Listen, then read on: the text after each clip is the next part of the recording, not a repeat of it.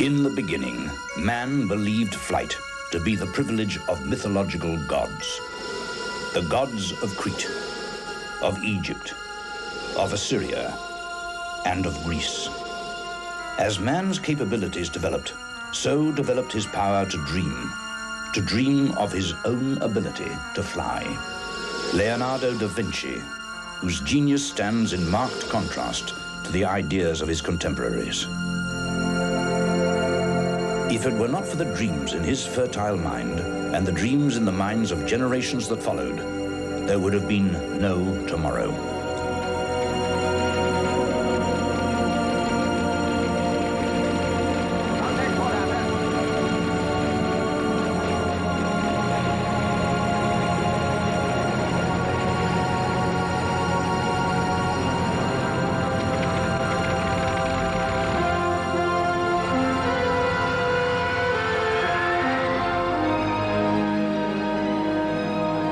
Throughout history, throughout the world, the achievement of sustained, controlled, and powered flight eluded man. The dream was there, but never fulfilled.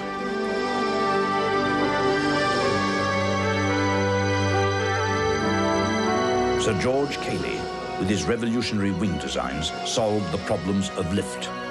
Steam and clockwork planes followed in 1857. Moszewski's 1884 steam plane almost succeeded. Then, in 1903, the Wright brothers flew and created fresh dreams in the minds of the young.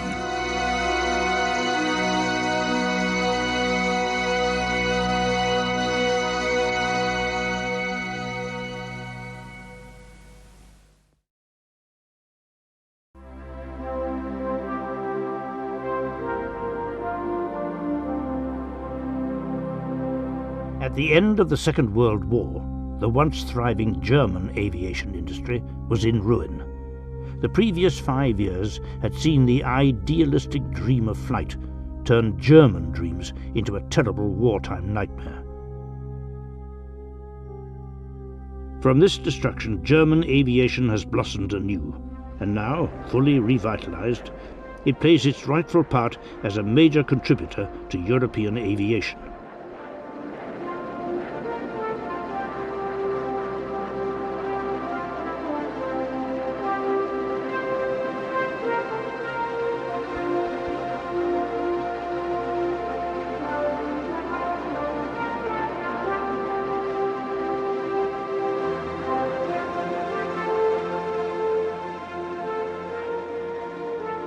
Two massive corporations once dominated German aviation: MBB, Germany's largest aircraft conglomerate, and Dornier, until recently the country's last independent aircraft producer.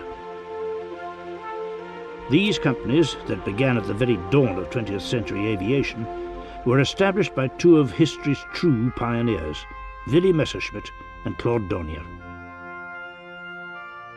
Of the two men, Claude Dornier's career was the longest, spanning the whole spectrum of aviation development from the airship to space exploration. Born in 1884, Dornier was a most reluctant genius. His first ambition was to be an architect.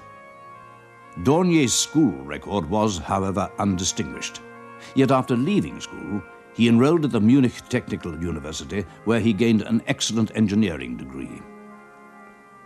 It was on a trip to Lake Constance in 1910 that Dornier first saw Count von Zeppelin and his airships.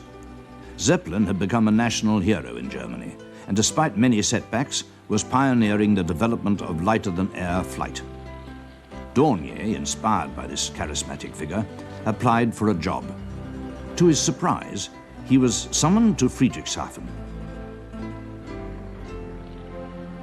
At this time, many airships were being lost through a new and mysterious problem: metal fatigue. Claude Dornier came up with a new type of metal flange that both reduced weight and added strength. It was this breakthrough that enabled much larger Zeppelins to be constructed, so paving the way for both military and civil development. In the following years, the Zeppelin company went from strength to strength, and regular passenger services were started to many European cities. New endurance records of up to 24 hours were set, and from 1910 to 1914, 35,000 passengers were carried on routes spanning thousands of miles. Dornier was soon promoted, and as head of the test department, he solved yet another crucial problem, that of handling an airship in strong ground winds. It was 1913 when Dornier came up with this unique design for rotating an airship hangar as it floated on a reservoir of water. Seeing the potential in his new protege, Zeppelin gave Dornier his own airship design project. His machine, the Victoria Louise, incorporated many innovations in metal construction.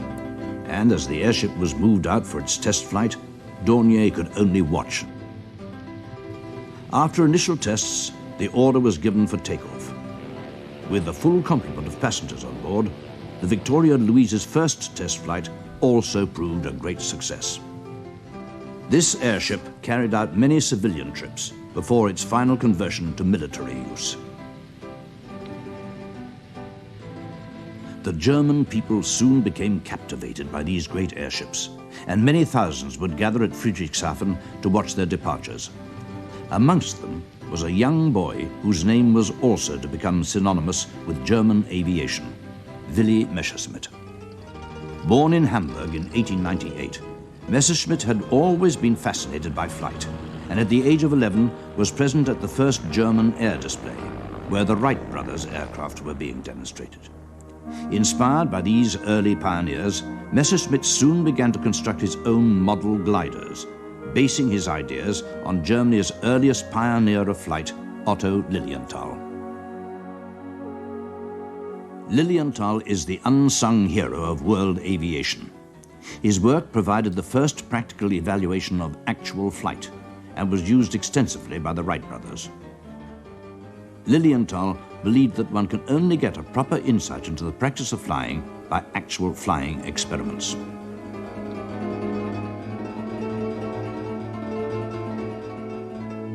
In 1892, after many failures, Lilienthal launched himself into the history books with his first flight of 80 meters. After making many successful flights, he earned the reputation as the first man to fly a practical heavier-than-air machine with any consistency. During the next 4 years, he fabricated numerous models, which were sold all over the world and inspired many early aircraft designers. In 1896, during the flight trials of a new design, he crashed and was killed. His philosophy and work was to have a profound effect on the young Messerschmitt. At the age of 15, he got associated with a man by the name of Hart. And Hart was building gliders in those days. This was the First World War, 1914-15 then, and Hart had to become a soldier, but he sent postcards to young Willy Messerschmitt on how he should build these gliders, and so he did. So he got a very early and young involvement in aviation through this construction of gliders, and in fact flying of gliders. Claude Dornier was also turning his attention to fixed-wing aircraft, and in 1914 he began work on a large flying boat. Instead of using wood, cloth and piano wire, Dornier opted for a lightweight metal construction, and in 1913 the RS-1 was launched on Lake Constance. But it never flew. The night before the test flight, it was wrecked by a violent storm. Undeterred, Dornier constructed the RS-2, which made its first flight in 1916. The aircraft proved successful, and the RS-3 soon followed, containing the innovative tandem engine arrangement that was to feature largely in his later aircraft.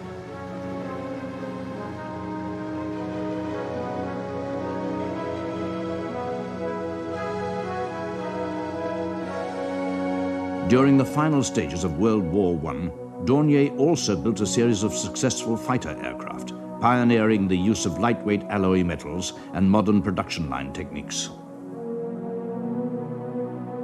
But events were soon to overtake Dornier and Messerschmitt. With the armistice of 1918, aircraft production was halted. The subsequent Treaty of Versailles ordered the wholesale destruction of German aviation, and a ban on all future construction was imposed. Willy Messerschmitt escaped serious loss since gliders were exempt from the ban. But Claude Dornier lost everything. His aircraft were broken up, his airships destroyed, his business ruined. The once busy Manzel plant on Lake Constance lay empty and derelict. Despite his seemingly hopeless situation, Dornier was determined to continue working and soon began designing aircraft from his home.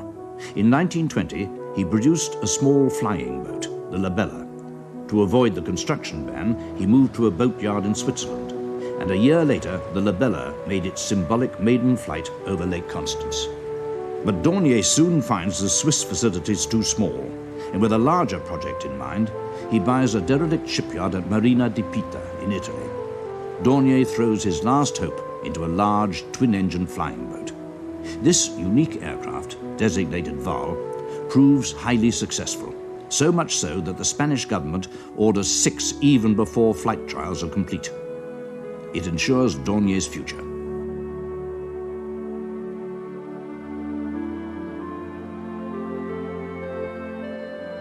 The Val flying boat's solid construction and powerful engines made it popular with pilots.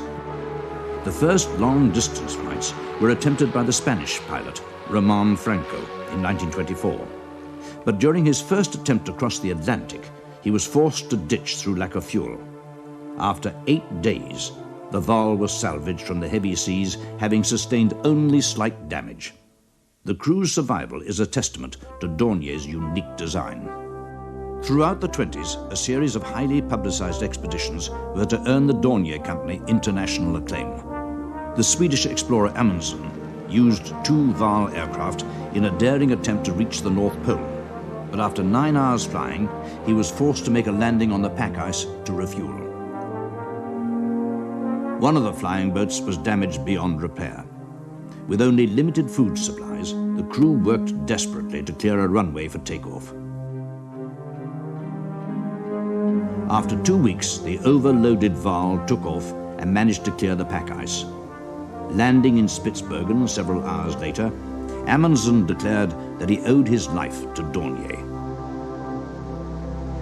A year later, a German pilot, Herr von Grono, made a successful crossing of the Atlantic, landing in New York without incident. In 1925 alone, the Val set 25 world records, including endurance, speed, altitude, and payload.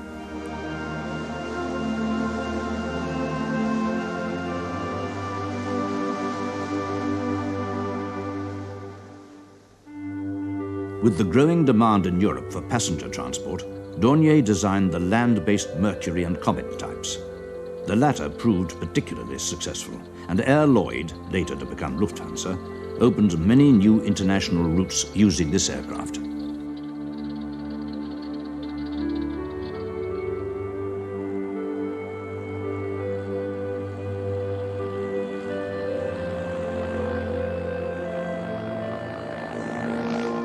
Dornier designs were now being sold all over the world. Dornier himself spent several months in Japan, assisting their embryonic aviation industry. In 1927, with the ban on aircraft construction in Germany lifted, Dornier moved back to Germany, opening up his old factory on Lake Constance. He soon began to develop one of the most remarkable aircraft of his career, the Do X. After 3 years of planning and construction, the flying boat was launched on the 12th of June, 1929.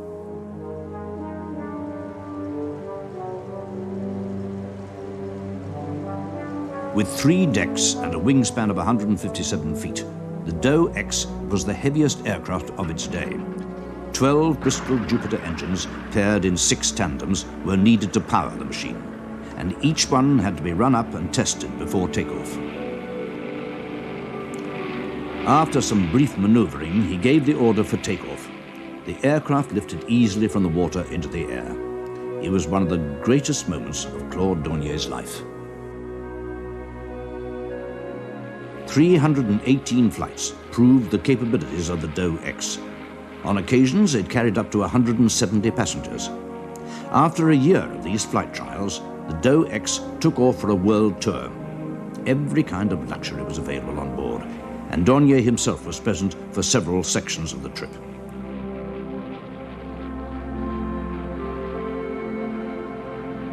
After crossing the South Atlantic to Brazil, the Do X flew north and arrived in New York to a rapturous welcome.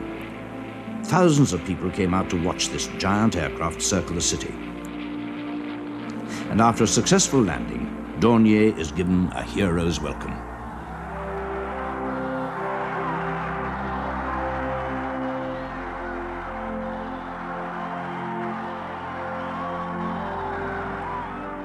On his return to Germany, Dornier found himself once again elevated to the status of a national hero. He had proved, despite his many critics, that an aircraft of this size could have an effective range and levels of safety and comfort hitherto undreamt of. The Do X represented the first steps towards mass passenger transport. It stands as a landmark not just for German, but for world aviation. But by now, flying boats of this size were beyond the finances of Europe's rapidly collapsing economy. Dornier, along with other German aircraft companies, survived only through generous government subsidies. However, Dornier's Vol flying boats were still proving very successful, and Lufthansa began a regular transatlantic mail service to Brazil. Two supply ships, the Bremen and the Westphalian, refueled the aircraft at sea and relaunched them by steam catapult to complete their flights. Despite the severest weather conditions, 400 of these pioneering crossings were made until 1939 without a single delay or accident.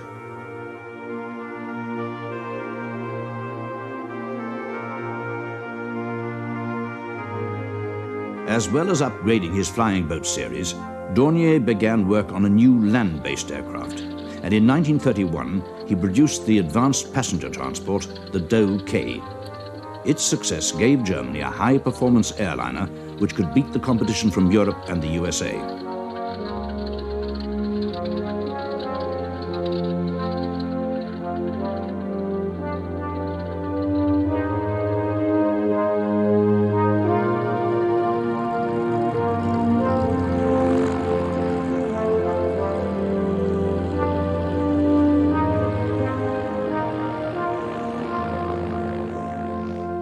Dornier returned to flying boat design in the mid-30s and produced the Do 19. And after extensive testing, including severe sea trials, the Do 19 made a non-stop flight from the Azores to New York.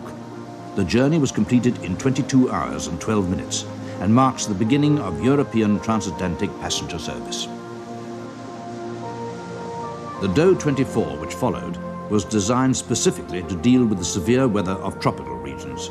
It proved highly successful in the Far East and remained in service with the Spanish Air Force in an air-sea rescue role until 1969. The Do 26 was Dornier's last production flying boat, incorporating the very latest aerodynamic technology, and was built for transatlantic passenger service. It was also the first Dornier aircraft to carry the Nazi symbol.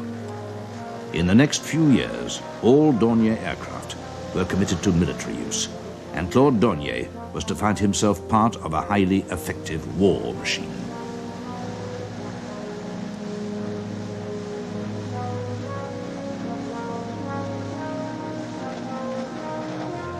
Throughout this period of Dornier's success, Messerschmitt still struggled for survival. During the First War, he continued to develop his gliders, and in 1922, he and his close collaborator, Friedrich Hart, started a small flying school. The special demands of glider design, low weight and drag combined with high strength and lift, led Messerschmitt to produce many new features, including the single-spar wing, which was to prove so significant in the success of his later powered aircraft. In 1923, Messerschmitt formed his own aircraft company, and after a slight relaxation of the Versailles Treaty, he produced a series of powered gliders, culminating in the successful M-17, a small two-seat machine. A year later, with a strong injection of capital, Messerschmitt set up a large company, Messerschmitt Flugzeugbau. To meet the demands of the expanding German airlines, he produced the M-18, a single-engine monoplane carrying 10 passengers. Production was soon started, and the M-19 and the M-20 followed.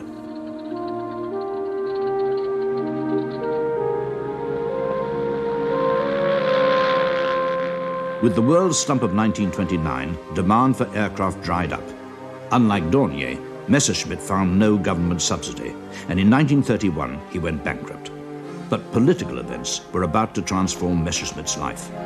With the rise of Hitler in 1933, covert rearmament began, and huge amounts of cash were injected into the German aviation industry. At first, Messerschmitt undertook various small license contracts and continued to develop his gliders, which proved vital in the secret training of Luftwaffe pilots.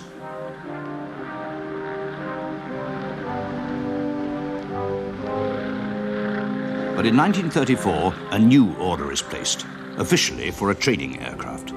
There can be little doubt, however, of the government's intentions to produce an advanced trainer for the Luftwaffe. For Messerschmitt, it provided a golden opportunity to incorporate a range of new designs, including a leading-edge slat, originally a Handley Page patent, and exchanged by Messerschmitt for the single-spar wing design. All-metal monocoque construction, flush riveting, and a fully retractable undercarriage made the Me-108 the most advanced aircraft of its time. After testing and some modification, the 108 went into full production. Its small 240 horsepower engine could manage 165 miles an hour, an excellent power-to-weight ratio, and a tribute to Messerschmitt's background in glider design. The 108 became the standard trainer and communication aircraft during the whole of the war period. The design proved so durable that it went back into production in the 1960s and competed very favorably with modern designs.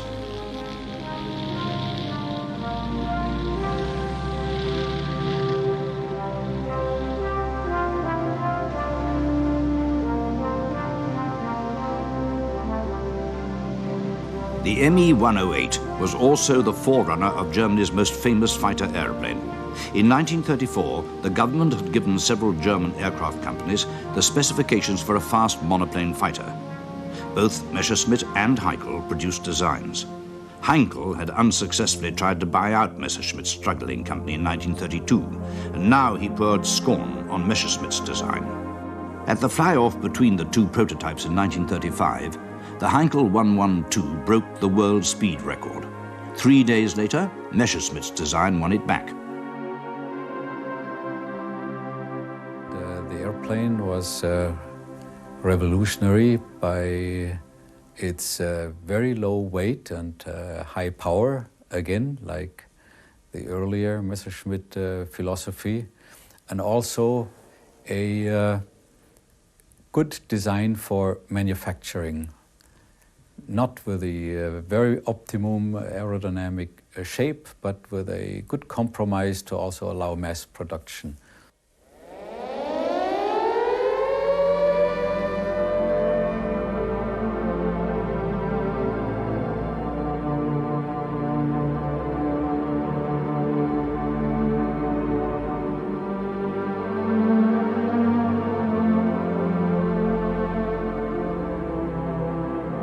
Some 35,000 109s were eventually built in 100 different variants, more than any other combat aircraft.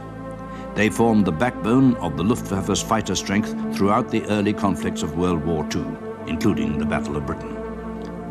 Although outclassed by the later years of the war, it remained in service both because of its ease of production and its devastating effects on daylight bomber raids, as this German newsreel shows.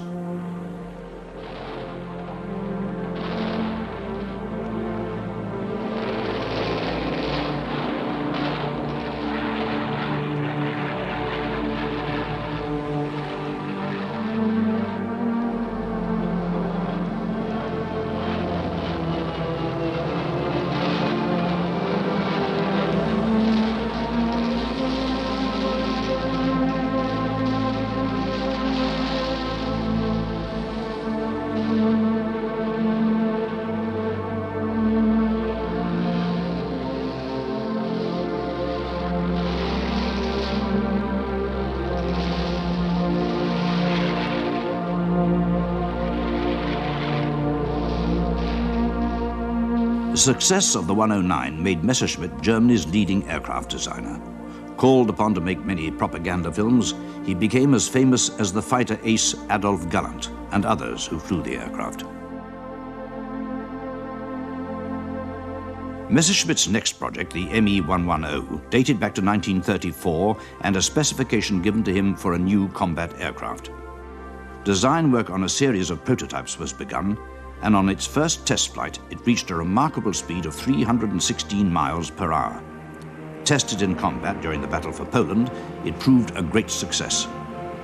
Only when faced with the RAF did the 110 suddenly become a disaster. Outclassed by the Spitfire and Hurricane, it was soon necessary for 109s to escort the escort fighters. However, later in the war, it proved highly effective as a night fighter.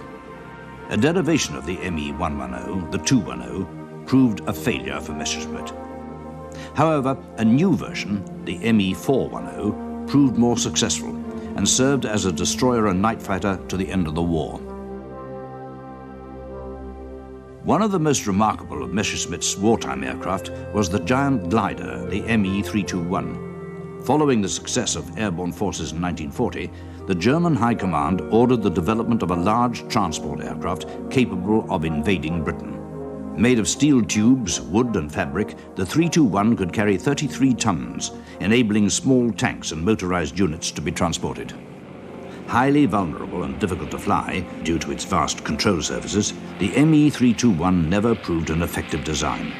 The 323, fitted with 4 and later 6 engines, did go into production, but many were lost in combat.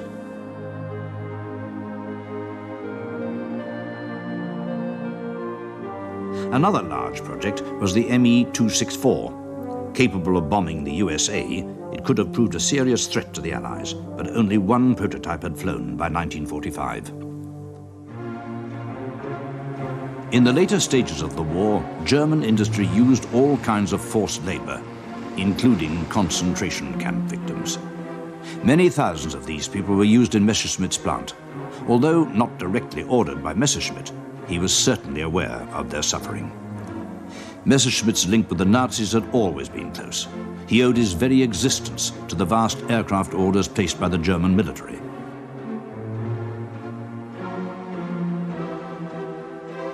Hitler himself became a regular visitor to Messerschmitt's plants. Claude Dornier's connection with the Nazis was more ambiguous. The Dornier company had not been so dependent on military aircraft orders, and his personal attitude to the Nazis is not recorded. Apart from the continuing success of his flying boats, Dornier produced only one production aircraft series based on the Do 17. Unlike other German aircraft at the time, the Do 17 was originally intended as passenger transport, but Lufthansa rejected the machine because of its cramped cabin. However, its high speed and maneuverability made it an excellent military aircraft. The Luftwaffe placed large orders, and mass production began in 1937. Despite its success in the early months of the war, the Do 17 soon proved inadequately armed, and Dornier produced an improved version, the Do 215, with a larger cockpit for greater visibility and a position for a rear-facing gun under the nose. Dornier's pioneering spirit was also to produce one of the most advanced fighters to fly in the war. The Do 335 was conceived to meet the demands for a high-speed, high-altitude interceptor. Dornier went back to a patent of 1937 for a unique twin-engined arrangement, one pulling from the nose and one pushing from the tail. In 1939, extensive trials with models began, largely to determine the effect of engine weight in the tail. Because of the rear prop, a tricycle undercarriage was essential. The first test flight took place in 1941, with Dornier anxious to see the results of this radical new design. After initial trials, the aircraft reached a speed of nearly 480 miles per hour, faster than any other prop aircraft of the war.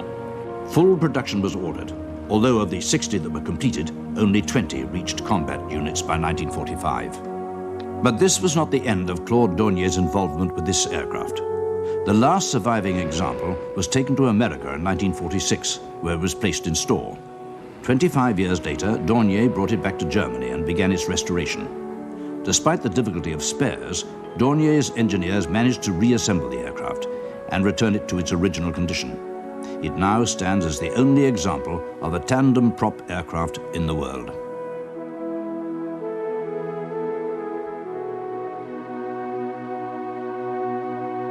The demands of a desperate high command for a cheap, mass-produced, high-performance fighter gave rise to many innovative designs. One of the most remarkable was the ME-163, seen here on an early unpowered test. The ME-163 Comet was conceived by Dr. Alex Lippisch, but production and later development was carried out by Messerschmitt. The aircraft was powered by one of the new generation of rocket engines. To reduce weight and drag, the ME-163 had no tail or undercarriage, taking off on a trolley which was later jettisoned and landing on a wooden skid. The first test flight took place in 1941, and after considerable development, it became operational in 1944.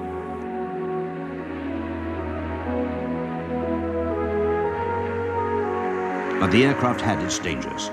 The volatile fuel could dissolve the flesh of pilots and ground crew in a matter of seconds. The high speed of over 600 miles an hour made it difficult to control, and its short endurance, less than 1 hour, limited its effectiveness. In the end, the 163's inherent dangers led to more aircraft being lost in accidents than were destroyed in combat. Despite its drawbacks, 370 Comets were produced and proved a serious threat to the Allies. Able to outperform any of their escort fighters, it caused heavy losses amongst US daylight bomber raids. It remains to this day the only mass-produced rocket fighter in the world. But rocket power was soon to be surpassed by a new and rapidly developing power source, the jet engine. Messerschmitt's old rival, Ernst Haeckel, had designed and built the first jet aircraft, the HE-178, in 1938. Powered by a Junkers-designed turbojet, it had its first test flight on the 24th of August 1939. As it lifted from the runway for the first time, few people realized that this small aircraft was to change the shape of world aviation.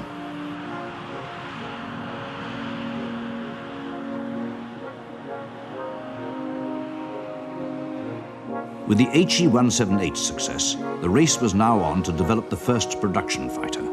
Heinkel, with a significant lead over his rivals, produced the HE-280, seen here undergoing gliding tests. After extensive trials, the first powered flight took place in August 1941. But Heinkel was not alone in the field. Willy Messerschmitt rapidly designed a new twin-engine jet aircraft. It was to prove to be the most effective fighter of the war. Messerschmitt's prototype had its first flight in 1942, and after modification was chosen in preference to the HE-280, which was soon scrapped. As with the HE-280, the 262 was powered by two Junkers turbojets. Despite their innovative design, they were prone to catch fire and were generally unreliable in the early versions.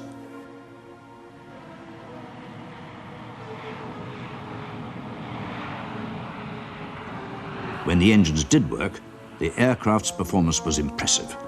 A rate of climb of 12,000 meters a minute and a speed of 470 miles per hour outclassed any Allied fighter. Crippled by fuel shortages and Hitler's insistence that it be used as a bomber, the 262 never lived up to its full potential. It represented both the height and, at the same time, the end of Willy Messerschmitt's career. In 1945, virtually all of Dornier and Messerschmitt's plants were destroyed. Both men were captured by the Allies and imprisoned for 2 years. The ban on aircraft production was imposed once again. German aviation lay buried beneath the rubble of its factories.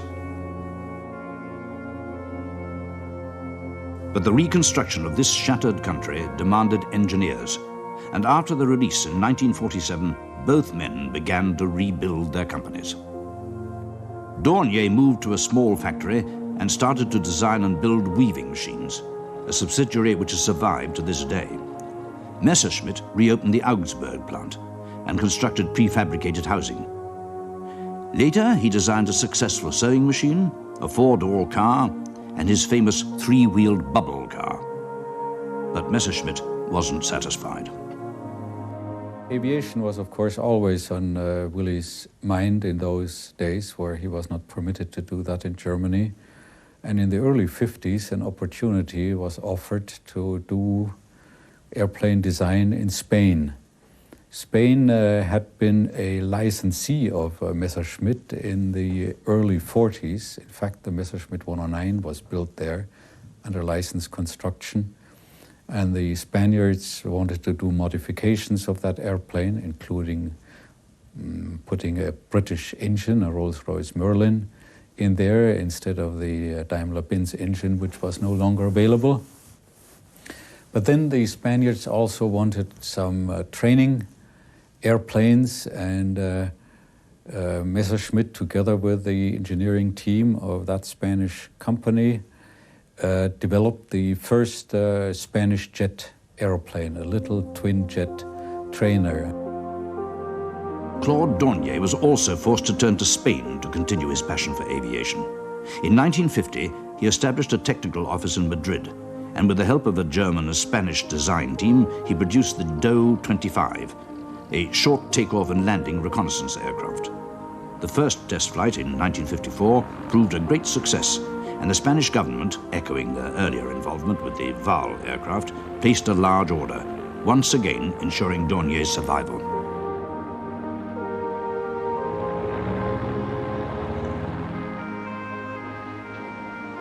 In 1955, with the ban on aviation development lifted, Dornier returned to Munich to build the more advanced Do 27. Investing all his resources to begin production, Dornier counted heavily on winning a contract from the recently reformed Luftwaffe for a light trainer. After extensive evaluation of the aircraft, the Do 27 became the first German aircraft to be mass-produced since 1945. 10 years after its total destruction, Germany's aviation industry had been reborn. A larger addition to the STOL family, the Do 28, was launched in 1960 and proved as successful as its predecessor. Dornier, still the prime mover in the design program, celebrated his 70th birthday as Germany's leading aviation designer. 10 years later, the last development of the STOL family took to the air, the Sky Servant. Larger than its predecessor, it soon proved a vital element in many Third World relief operations. The German armed forces also bought large numbers of the Sky Servant, which became their main transport aircraft. With the threat of a surprise attack from the east, the Luftwaffe asked for a whole range of quick response aircraft. Dornier soon began work on a vertical takeoff and landing design. Referring back to a patent he originally made in 1924, he developed a small piston-engined extreme short takeoff and landing aircraft, designated the Do 29.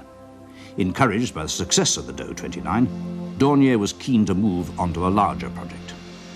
In 1962, the development of the Do 31, a large vertical takeoff and landing transport aircraft, was given the go-ahead. 2 years later, watched by Dornier and his wife, the test rig takes to the skies. Some 200 successful test flights were made, and Dornier, although then in his 80s, vigorously pursued the development of a prototype. In 1967, the world's first and only VTOL jet transport takes to the air. In nearly 500 flights, the validity of Dornier's VTOL concept is completely proven. Although the Do 31 never found a commercial market, it re-established German aviation's lead in technical innovation.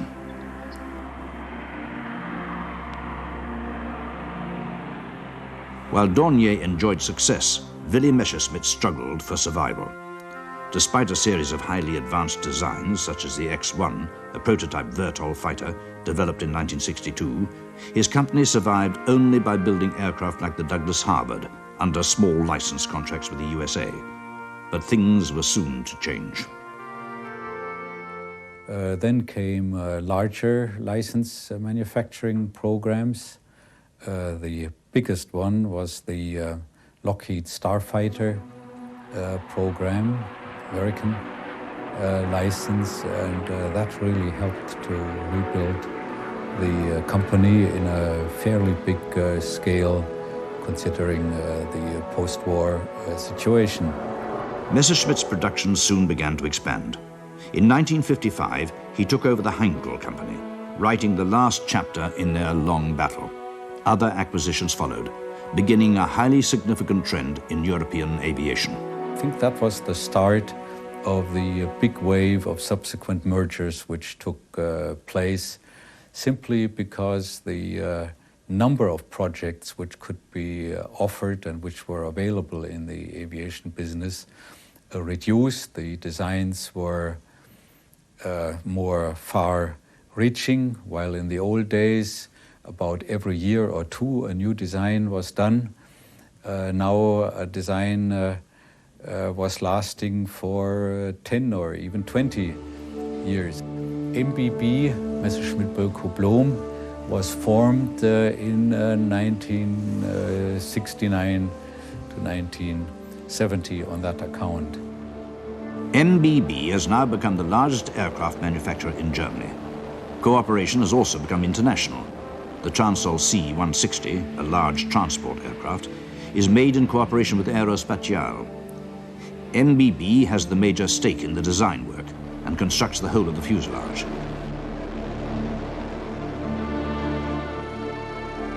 They also produce a helicopter, the Bo-105, designed and produced exclusively in Germany and sold in both civil and military variants. In 1970, having seen his company rebuilt from nothing, Willy Messerschmitt felt able to retire. Claude Dornier never retired, staying with his company until his death in 1969. His spirit as a manager of people and designer of aircraft had molded his company for 60 years. The Dornier company survives today as the last independent aircraft manufacturer in Germany and remains at the forefront of aircraft design. The Alpha jet, an advanced trainer and light bomber, is currently being flown by the German, French and Belgian armed forces. In the late 60s, NATO recognized the need to standardize its various aircraft types. MBB realized that European cooperation could challenge the USA's aircraft producers. That idea came to fruition with the Panavia Consortium, combining Germany, Italy and the UK. This cooperative effort was to produce one of the most advanced aircraft of modern times, the Tornado. Given its first test flight in 1974, the Tornado brought together all the best elements of previous attack aircraft. The Tornado's most recognizable feature is its variable wing configuration, allowing for both supersonic flight and high maneuverability at low speeds.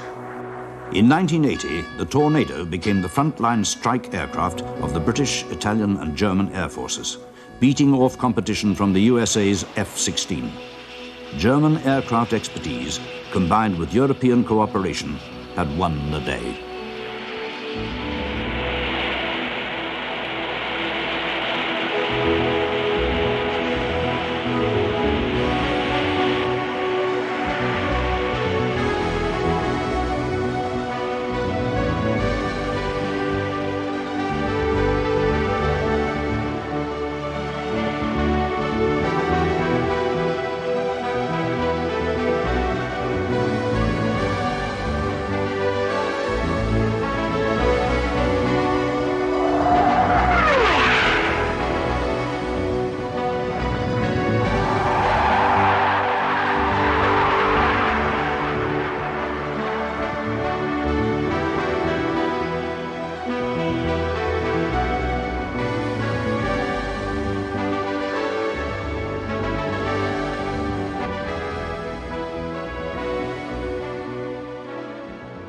Both MBB and Dornier are now part of the Daimler-Benz Aerospace Group, the mainstay of German aviation.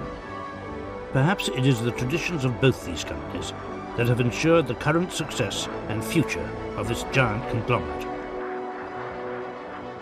Inspired by the success of the joint venture Tornado, in which the former MBB played a major role by building the central fuselage segment and assembling all the Tornadoes destined for the German Air Force, another milestone in European aviation was achieved. Airbus industry was originally conceived as a challenge to the USA's domination in the field of passenger aircraft. Development began in the 1970s with the A300, a mid-range, wide-bodied aircraft. Test flights proved successful, and large orders were placed. Construction of the Airbus takes place all over Europe, with Daimler-Benz building fuselage sections at the old MBB plant in Hamburg and rear fuselage sections, control surfaces and bulkheads at the old Dornier plant in Munich.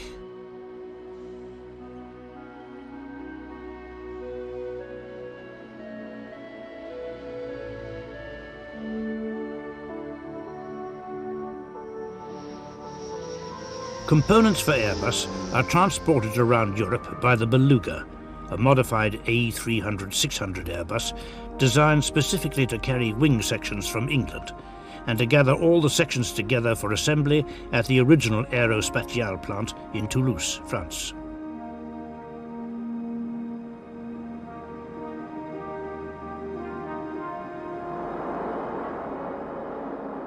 The consortium of Airbus industry, in its 30 years of existence, has grown in leaps and bounds.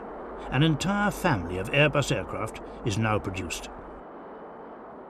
The larger A310 and the highly advanced fly-by-wire A320 now spearhead an entire range of aircraft already sold to some 150 operators worldwide. The 320, the world's fastest-selling airliner, has already celebrated 10 years of service and has earned itself the reputation as the best short to medium haul aircraft among airlines and passengers.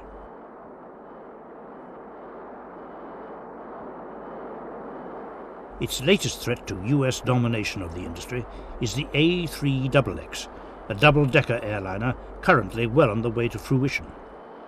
So far advanced is its development that application has already been made to the airworthiness authorities for certification.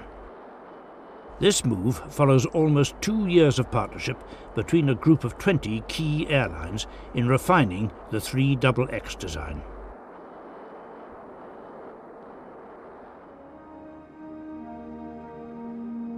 European aviation is very seriously challenging the United States in a new, dangerous, but rewarding field: space. In the space area, European collaboration also started in the 60s, and the most significant element is, of course, the autonomous launching capability through Ariane.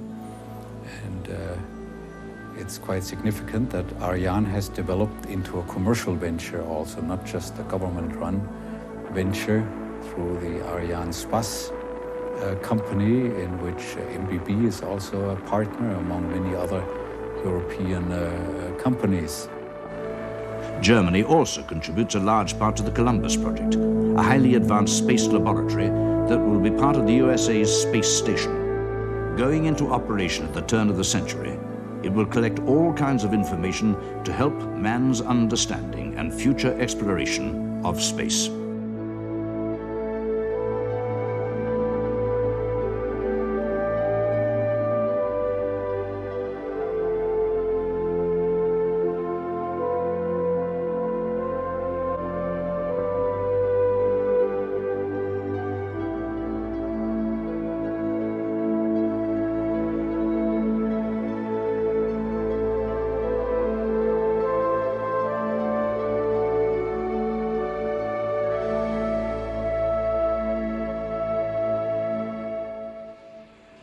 The company that has absorbed the traditions of the early German pioneers and set it firmly on the world stage of aviation now explores an ever-widening range of aviation development.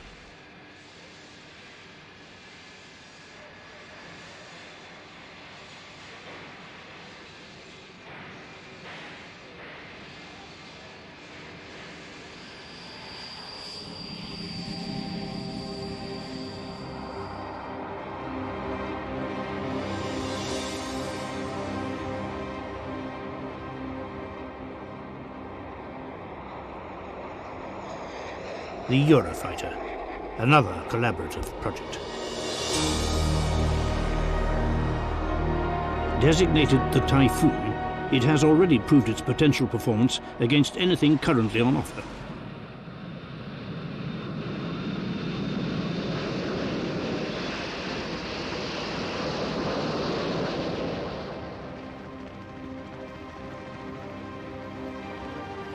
And the Eurocopter Tiger.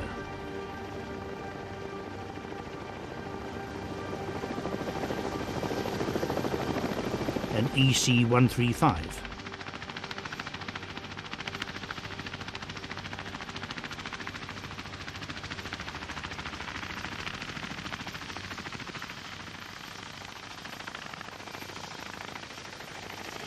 The seeds sown by Germany's pioneers continued to grow and bear fruit. Throughout the destruction that had marked the darker side of German aviation, their desire to fly endured. Their dream continues to be fulfilled.